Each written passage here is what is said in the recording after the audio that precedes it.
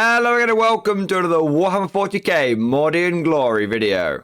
In today's episode, I will be talking about which secondary objectives you should be taking with your Imperial Guard force.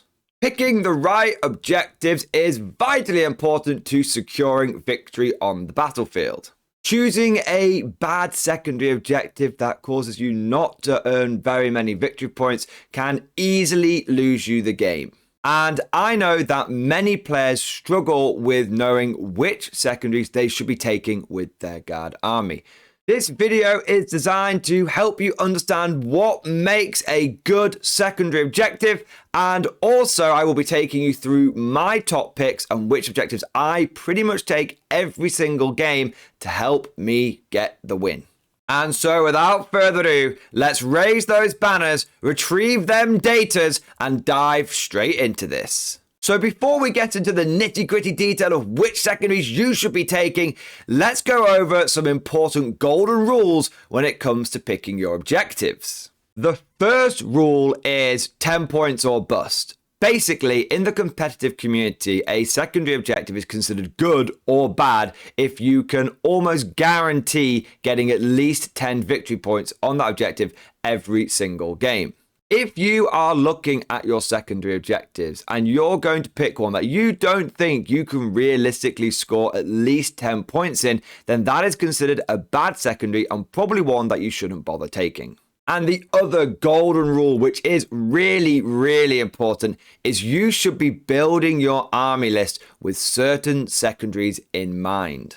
What I mean by this is you want to be taking objectives that play to your game plan and your army strength. For example, if you were taking a pure infantry force and you were planning on dominating the primary game, you're going to be sitting on loads of middle objectives, then it kind of makes sense for you to take things like raise the banners, because you're already going to be flooding primary objectives. You might as well raise some banners on those points and get yourself some secondaries at the same time.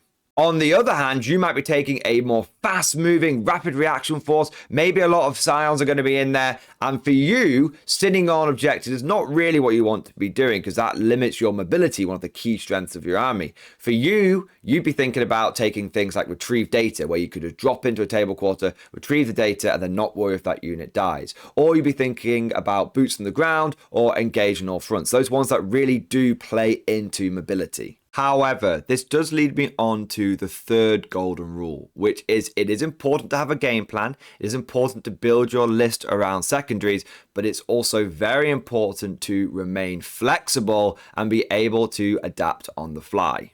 I cannot tell you the number of games I've played where I have gone against an opponent who was so fixated on operating his game plan and picking the right secondaries that he ended up losing the game because he just missed the obvious secondary that he should have taken.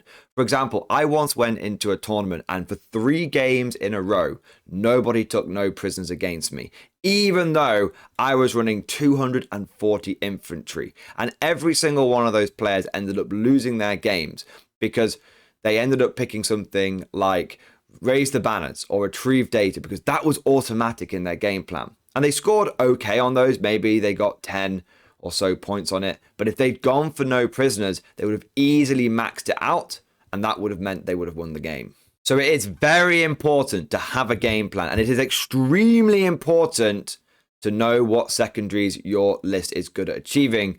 But don't be afraid to keep an open mind and take a look at what your opponent's fielding in case it yields some opportunities for you. So now that we understand those golden rules, let's take a look at the specific secondaries that I recommend. And I've broken down these secondaries into 3 distinct categories. We've got the auto take every game. That's pretty self-explanatory. These are secondaries which are so good that almost any guard army should be able to achieve them, and you should be able to get 10 plus points on each one. Next up, we have the great picks. These are secondaries which are still really good that you should be able to get 10 plus points on, but they are a bit more dependent on your game plan and what kind of guard army you're running. So you'll need to put a little bit more thought into them, but they still should definitely be on your radar. Finally, we have the situational but good. These are objectives which are still, in the right circumstances, able to get you an easy 10 or more victory points. But they are very dependent on what you're taking in your list and also what your opponent is taking in their list. And with all that covered, let's dive into our first category, the auto take every game. Starting us off strong, we have possibly the best guard secondary. It is Inflexible Command. How this works is, at the end of your turn, you score 2 victory points if every platoon infantry unit from your army is within 6 inches of a friendly officer unit. You then also score an additional 1 victory point if every squadron unit from your army is within 12 inches of a friendly officer unit. And you also score 2 victory points if any enemy units were destroyed by an Astra Militarum unit from your army this turn, whilst that Astra Militarum unit was being affected by an order.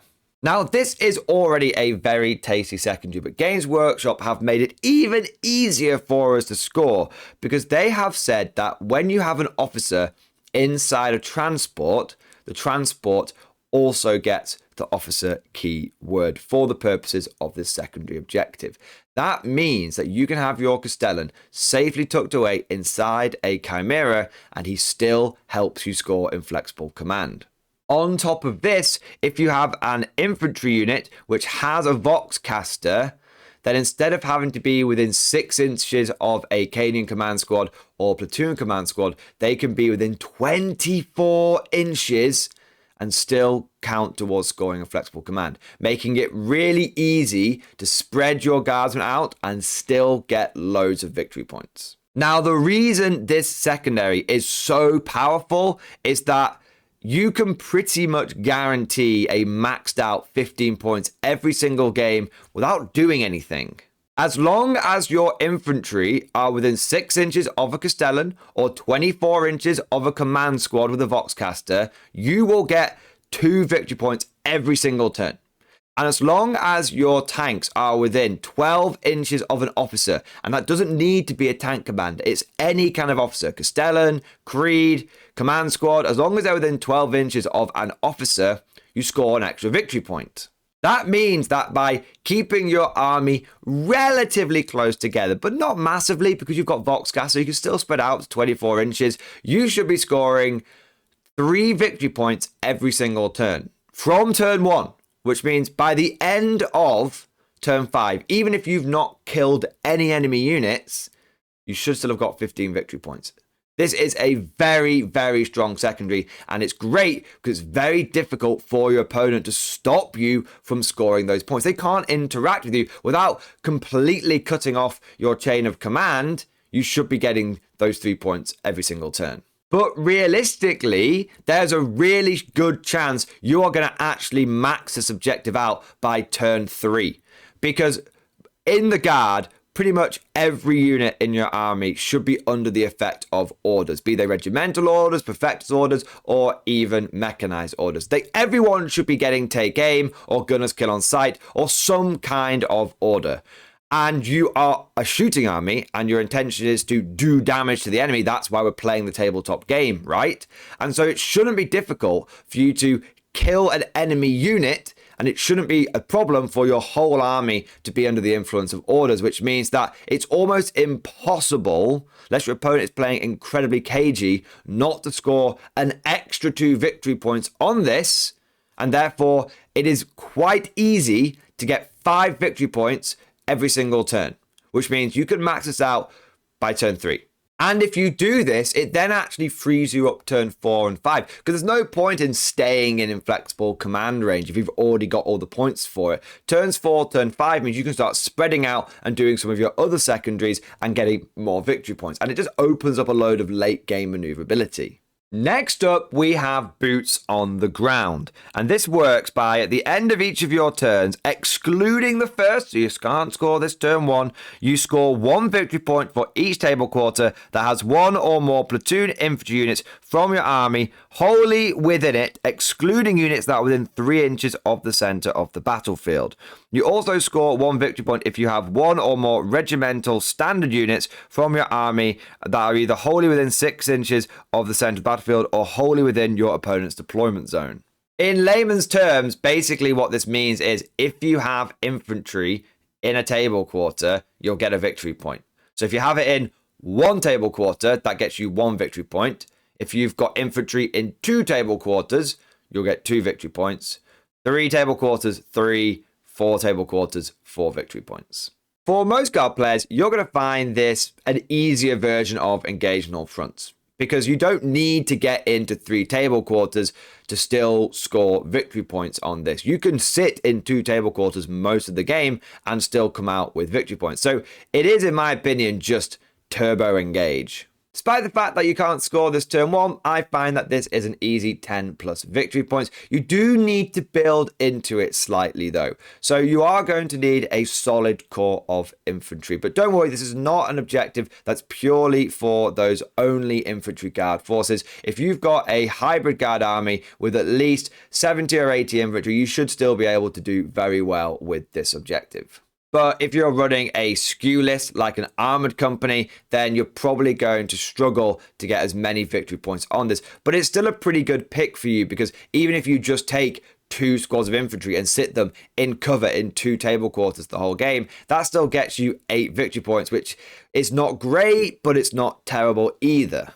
Personally, how I like to guarantee my victory points on this secondary is I will take a solid core of about 80 to 90 infantry. And the majority of that infantry is going to be sitting in 2 table quarters for the game. And this will get me my 8 victory points, because 2 victory points at turn 2, turn 3, turn 4, turn 5, those are locked in the bank.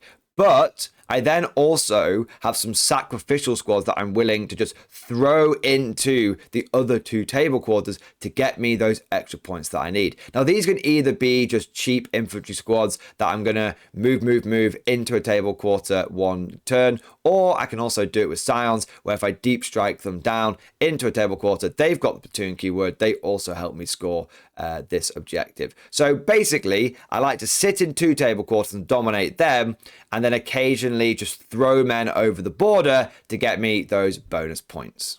Little side note, this objective plays really well with the Dreadnought tactic, which is the unkillable command squad. Because if you take the unkillable command squad and you move it into the middle of the board with a regimental standard, from turn 2 onwards, that should get you an additional 4 victory points over the course of the game. If you've not seen my Dreadnought video on how to build a literally unkillable command squad with the new codex, then I will link it at the end of this video. Now that covers the auto take every game, and to be clear, it is easy to max out both of those secondaries. Even boots on the ground, if you build your list around it just a little bit, take a bit of extra infantry, maybe consider taking a Dreadnought, you can easily max that one as well. So that is suddenly 30 secondary points you've got in the bank. But what about that third secondary? Because it often is the most difficult one to pick. We've all been there. You've smashed down your first 2 secondaries. You're confident that you're going to be able to score those victory points. And then suddenly it gets that third one and you don't really feel like you've got a good option. And you end up just taking something like Bring It Down because your opponent happens to have 3 or 4 vehicles. But you only end up getting 4 or 6 points on it. And it costs you the game. And you just feel like if only you'd had a good third one, maybe you could have actually had the victory. And this is where my recommended great picks come in. Because these are secondaries that you should be able to still score 10 plus victory points on, but they are going to require you to build into them a little bit, even more so than things like boots on the ground. First up, we have Raise the Banners. This is a classic 9th edition secondary and one that a lot of armies do like taking. Basically, if you're on an objective with an infantry unit, you can perform an action to raise a banner. And when you raise a banner, you put a little flag on it or a little token, and every turn after that, you get a victory point. So if you raise a banner turn 1, then going into turn 2, you'll gain a victory point. Turn 3, you'll gain a victory point. Turn 4, turn 5. And then when you get to the end of the game, you also get a bonus victory point for each primary objective that has one of your banners on it. Not only is this a secondary that Guard can really take advantage of, it's also pretty cool and pretty thematic. I mean, everyone knows that the Guard has the best flags, and if anyone is going to be running around planting banners in the ground and saying, "I claim this for the Emperor," it's going to be the Imperial Guard. Am I right, boys? But the tactical reason why I think this is such a good objective is because it's easy to get 10 points on it without really trying. It doesn't rely upon mobility, which is one of the guard weaknesses, and also it works pretty well with one of your other secondaries in flexible command. The reason it's easy to get 10 points on is because in most games of 40k, you're going to find that it's relatively simple for you to sit on two primary objectives. One's going to be in your deployment zone, and one is probably going to be near your deployment zone or on a flank that you'll be able to move on to within a turn or two. Most players are not going to find it difficult to raise two banners turn one. And once you've got those two banners locked down, you really just need to make sure you don't lose them. Because as long as you have those two banners up, you are going to score 2 victory points turn 2, and turn 3, and turn 4, and turn 5, and then also at the end of the game.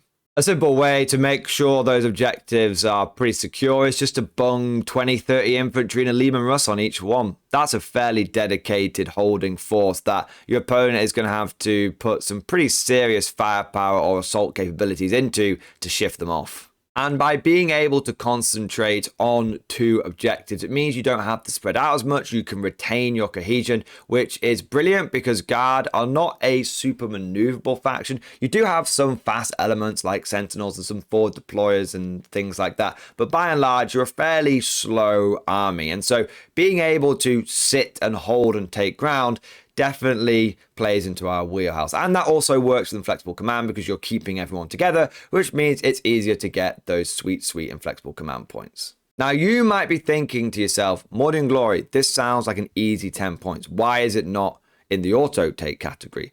And it is for me personally, but you might need to have a little think about it because it does require you to take a pretty big infantry force in your army.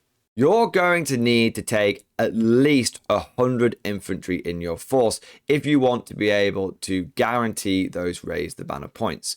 Because not only do you need enough infantry to lock down those two banners and make them secure from any enemy raids, but you're also going to need enough infantry to push forward, take any middle ground objectives, and also enough sacrificial infantry to still score boots on the ground as well. If we assume a minimum of 20 infantry to lock down each home objective, then that's going to take 40 blokes already. And then if we need to have 3 squads of infantry that we can sacrifice and send them out to get those boots points, now we're looking at 70 points.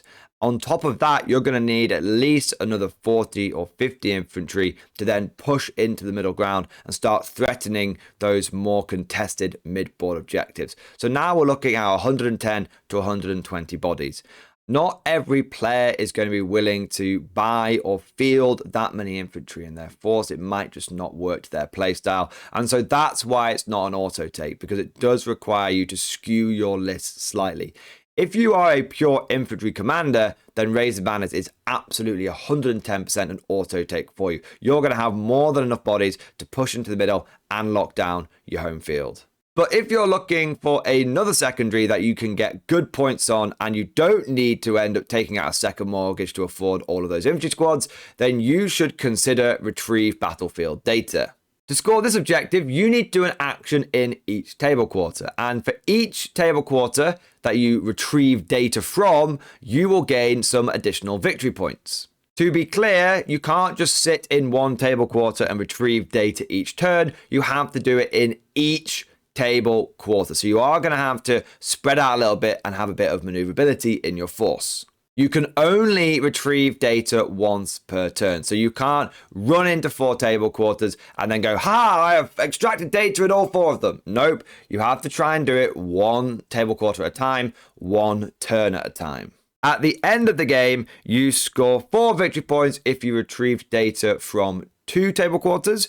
You score 8 victory points if you retrieve data from 3 table quarters, and you retrieve 12 victory points if you retrieve data from all 4 table quarters. That does mean if you only retrieve data in 1 quarter, you will get 0. On the surface, this objective may look a little tricky. It requires you to try and get into your opponent's deployment zone to max out the points. There's a strong chance you'll only end up with 4 or 8 victory points. But if you build into it, this is actually a relatively easy 12 victory points, which in certain games will make it a superior pick over Raise the Banners. Most players find it easy to retrieve data from 2 table quarters. You can do the one that's in your deployment zone turn 1, and more than likely you'll be able to wander over to one of the neighboring table quarters that's on your side of the map and get the data from there as well. Easy peasy, turns 1 and 2, you've got your data secured, no problemo. The problem comes from trying to retrieve data from that 3rd and 4th table quarter, specifically the ones that are under your opponent's control. But don't worry, your friendly neighborhood Mordian has 3 ways of helping you get those 2 extra data points.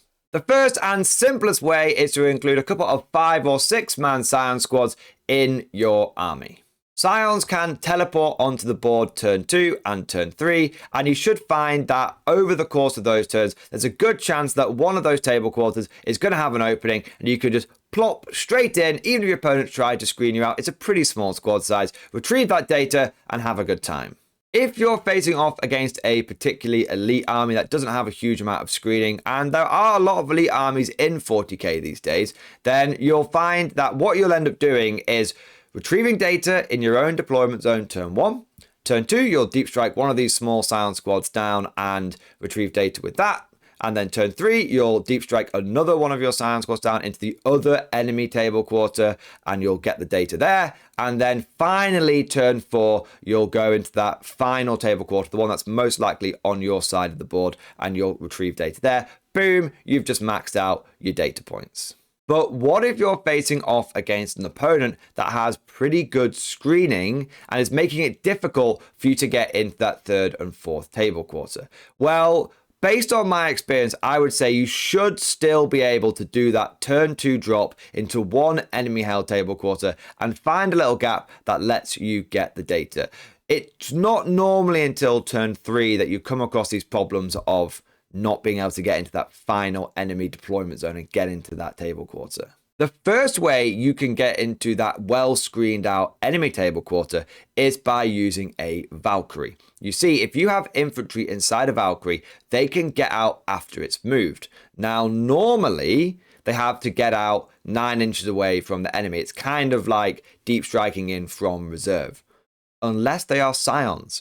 Because if Scions get out of a Valkyrie after it's moved, they can get out 6 inches away. This is going to make it much easier to tuck your Scions into a little nook and cranny where you can just drop out of the back of it, retrieve the data, and then you don't care if you die. Most enemy players won't even be aware that you can drop out 6 inches away using the Valkyrie rule. And also, even if they are, they might not be able to do anything about it, because it's fairly easy to screen out 9 inches, but to screen out people coming in from 6 inches away is going to take up a lot of their assets, and they may simply just not have the ability to spread their forces out that much.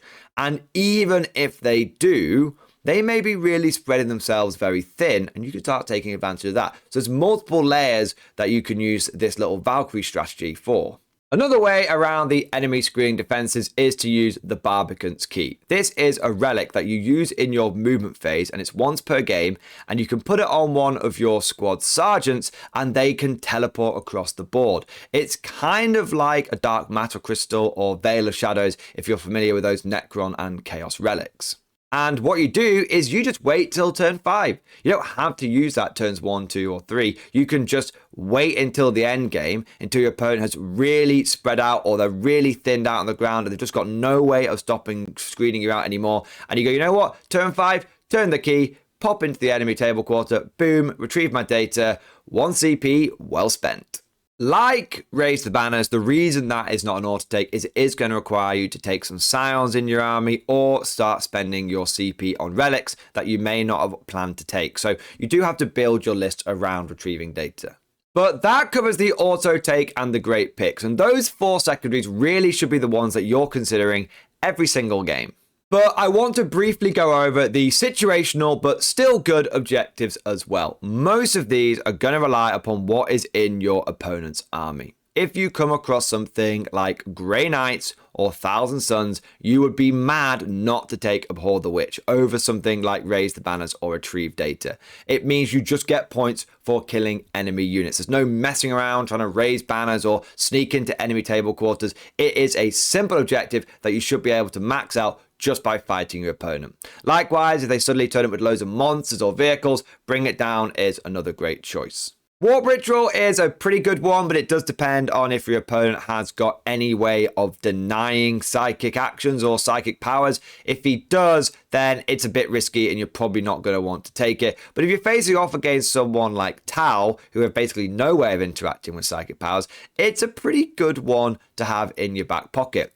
The way I tend to think about Warp Ritual is if I've got 40 points near the end of my list and I'm not really sure what to spend it on, I'll just bang an Astropath in one of my command squads, especially if I'm taking a Dreadnought, which I'm going to be moving into the middle of the board anyway to get those bonus boots on the ground points. Assassination is kind of a funny one, and I've put it in here. It's more of a honorable mention than anything else. What I find with Assassination is that most of the time it's a terrible pick and you're not going to want to take it because your opponent's just going to hide his characters or screen them out, even if they've got loads of them. But if you're facing off against someone who has got very aggressive characters that they want to be using to do serious damage with, for example, you're facing off against a Blood Angel player who's taking Smash Captains and all sorts of characters that are going to be up close and personal chopping you to pieces, then taking Assassination can be quite good because it puts your opponent in a bit of a tricky situation. Either they hold their characters back to try and deny you victory points. Okay, that's fine, but suddenly they're denying themselves a lot of combat punch. Or they throw the characters in, they go for the damage output, at which point, yeah, sure, they're killing you, but you are going to be getting those assassination points. So I quite like it as a bit of a mindfuck than for any sort of tactical capability. It's one that is probably the most situational. One very last thing that I want to say is there are a number of objectives that you are going to want to avoid like the plague. Either these are frankly just bad or they clash with significantly better objectives in the same category. Now, the first one you're not going to want to take is going to be by Lasgun and Bayonet. Lasgun and Bayonet works by you get 1 victory point for each enemy you kill that's on an objective. But that means you're going to have to kill 15 individual enemy units, and every single one of those is going to have to be on a primary objective for you to max that objective out. Even if you just want to get 10 plus points in it, you've still got to kill 10 enemy units, all of which need to be on an objective. Look, I have taken Lasgun and Bayonet many times. I rarely score more than 6 or 7 points on it. It is not a good pick at all. You're also more than likely going to want to avoid Grind Them Down and No Prisoners. Grind Them Down on its own is a pretty tricky one to get, and as guard, you're going to have lots of fragile 10-man squads that are going to get picked up. No Prisoners, you might say, well, that's pretty good. What if my opponent's running a Horde army?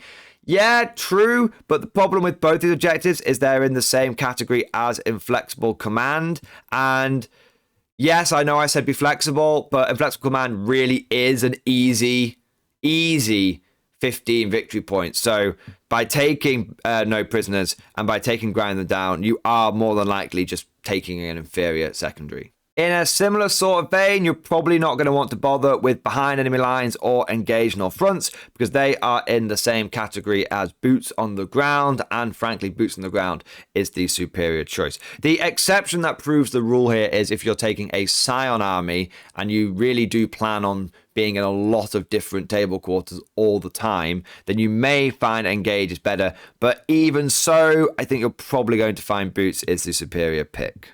But all of this is just like my opinion, man. Let me know what you think down in the comments section below. Do you agree with the secondaries that I've recommended, or do you think there are better ones out there? If you've enjoyed today's video, then make sure you smash that like button like it is a big titty out our girlfriend, and also subscribe to never miss an episode. If you found today's video particularly helpful and you want to see more content like this, then please consider becoming a channel member or Patreon supporter. By becoming a supporter, you will gain access to the Mordian Glory Discord, which is an online community of well over 900 active members. It is always popping off in the MG Discord. We're always talking about tactics, army lists, hobbying, painting, and we've even got a pretty spicy meme section as well. And I just want to take a moment now to say a big thank you to all of the latest channel members. So thank you to That One Guy, Hide in a Hole, Niall Jenkins, J Red Mage, Lockiv, James Stevens, and Lucas Jacobs. Thank you guys for doing your part. I also want to do a shout out to the latest Patreons as well, so a big thank you to Samuel Ball Brew, Dylan Mosley, Val Coolan, Franklin Cooper, Eric Pidcock, Jeremy Klein, and Star Jude.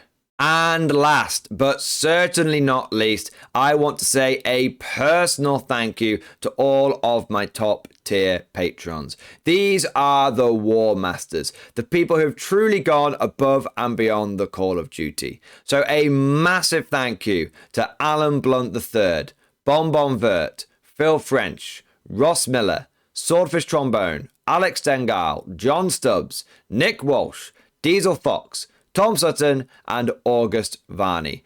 Thank you guys. Your generous support makes a huge difference and is a big part of how I'm able to do Mordian Glory full time. I hope you've all enjoyed today's video. Thank you for watching, and of course, as always, I'll see you guys next time.